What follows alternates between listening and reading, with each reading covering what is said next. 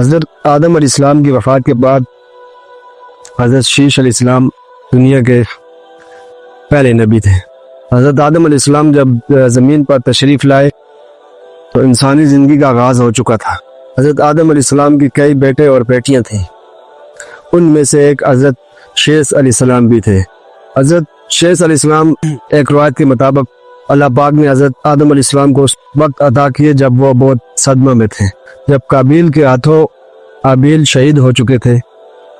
اس وقت حضرت آدم علیہ السلام ٹوٹ چکے تھے کہ اب میرے ساتھ نبوت کی ذمہ داری کون سنبھالے گا۔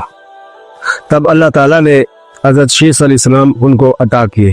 حضرت شیش علیہ السلام شکل و صورت میں حضرت آدم علیہ السلام سے مشابہ رکھتے تھے۔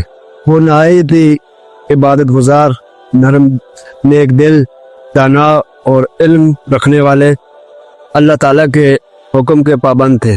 حضرت آدم علیہ السلام نے اپنی زندگی میں ہی یہ چیز دیکھ لی تھی کہ میری اولاد میں اختلاف اور نفسیاتی خواہشات پیدا ہو رہی۔ اب انہیں اس وقت ایک ایسے رہنما کی ضرورت تھی جو ان کے بعد لوگوں کو اللہ کے راستے پر بلاتا رہے اور راہ حق ان کو دکھاتا رہے۔ حضرت آدم علیہ السلام نے اپنی زندگی میں ہی حضرت شیش علیہ السلام کو اپنے بعد جانشین مقرر کر لیا تھا، انہیں دینی احکام سکھائے۔ بعض روایات میں آتا ہے کہ اللہ تعالیٰ نے حضرت شیش علیہ السلام پر صحیفے نازل فرمائے۔